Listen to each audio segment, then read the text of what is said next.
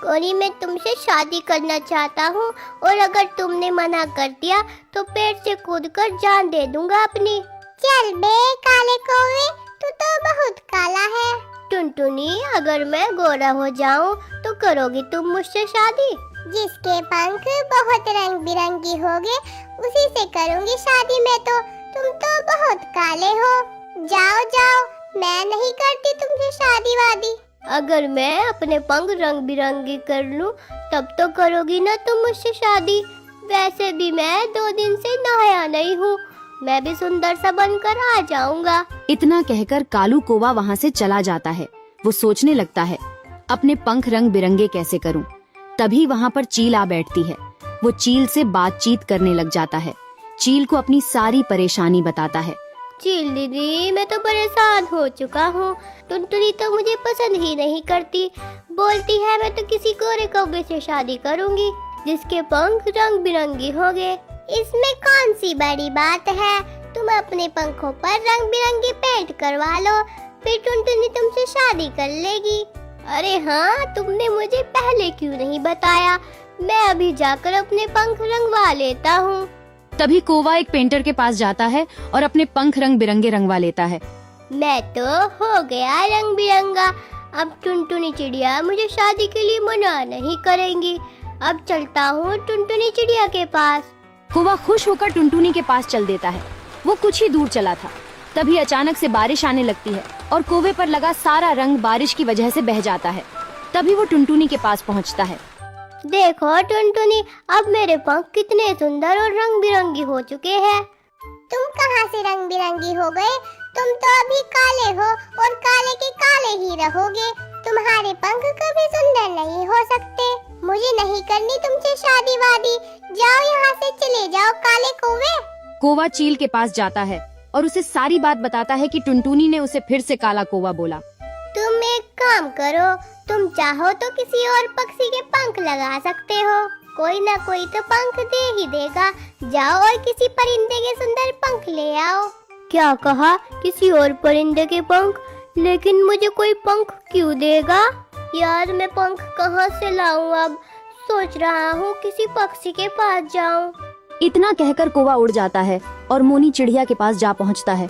मोनी चिड़िया, तुम्हारे पंख तो बहुत सुंदर है, क्या तुम मुझे अपने पंख दोगी?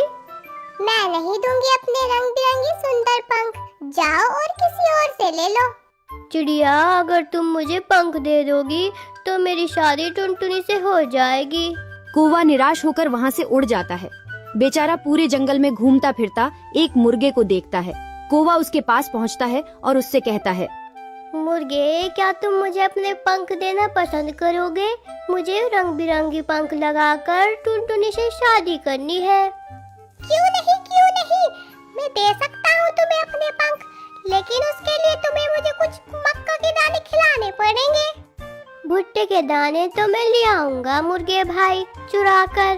चोरी करने में तो मैं माहिर ही हूँ, तुम तो जानते हो ना। हाँ हाँ, मैं जानता हूँ। तुम ले आना मक्का के दाने चोरी करके। जैसे ही मैं मक्का के दाने खाऊंगा, मैं पंख फड़फड़ाने लगूंगा, और जो मेरे पंख फड़फड़ाकर टूटने लगेंगे उनको तुम अपने साथ ले जाना। ऐसे तुम्हारा काम भी हो जाएगा और मेरा काम भी हो जाएगा। ठीक है मुर्गे भाई, मैं अभी जाता हूँ और मक्का चोरी कर कर लाता हूँ। कोई भाई जल्दी आना, मेरी बीवी मुर्गी मेरा घर पर इंतजार कर रही है। कौवा वहाँ से उड़ जाता है और मक्का ढूंढता हुआ एक मक्का के खेत में जा पहुँचता है। भूख तो मुझे भी लगी है, क्यों ना पहले अपनी ही पेट पूजा कर लूं, मुर्गे को बाद में देखा जाएगा। कौवा पेट भरकर मक्का के दाने खाता है। जब उसका पेट भर जाता है, फिर वो मुर्गे के लिए भी मक्का का दाना ले लेता है। तभी किसान उसे देख लेता है। तभी जाते जाते वो कौवे को एक डंडा मार देता है। कौवा किसी तरह किसान से अपनी जान बचा लेता है और हाँफता हुआ मुर्गे के पास पहुँचता है। अगर वो किसान मेरे सर पर डंडा मार देता तो मैं मारा ही जाता। मुर्गे भाई, जल्दी से ये मक्का के दाने खाओ और अपने पंख फड़फड़ाओ और मुझे अपने रंग बिरंगी पंख दो। मुर्गा मक्का के दाने खाने लग जाता है। जैसे ही मुर्गे का पेट भरता है, वो पंख फड़फड़ाने लगता है। फिर उसके पंख टूट कर गिर जाते हैं। कौवा बहुत खुश होता है। कौवा पंख लेकर अपने घर की तरफ निकल पड़ता है। अपने घर जाकर वो सोच में पड़ जाता है।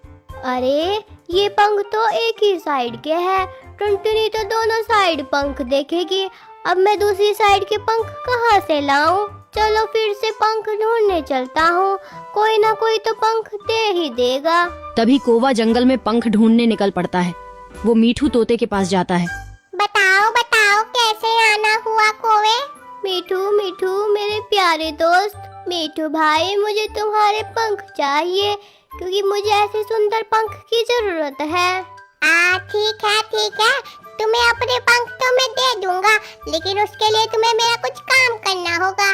ठीक है मीठू भाई, तुम जैसा बोलोगी मैं वैसा ही करूँगा। बताओ तुम्हें क्या काम करवाना है? मेरा घर बहुत गंदा हो रहा है, तुम्हें मेरे घर की सफाई करनी होगी। मिट्टू उससे पूरे घर में झाड़ू लगवाता है और फिर बदले में अपने कुछ पंख तोड़कर कौवे को दे देता है। मैं अपने पंख तो दे रहा हूँ, लेकिन मेरे पंखों को रोज शैम्पू से धोना, क्योंकि मैं अपने पंख बहुत साफ रखता हूँ। नहीं तो मैं अपने पंख वापस ले लूँगा। ठीक है। वैसे भी मैं शादी के बाद तो रोजाना नहाया करूँगा, वरना मैं और काला हो जाऊँगा और टुनटुनी को मेरा काला रंग पसंद नहीं है।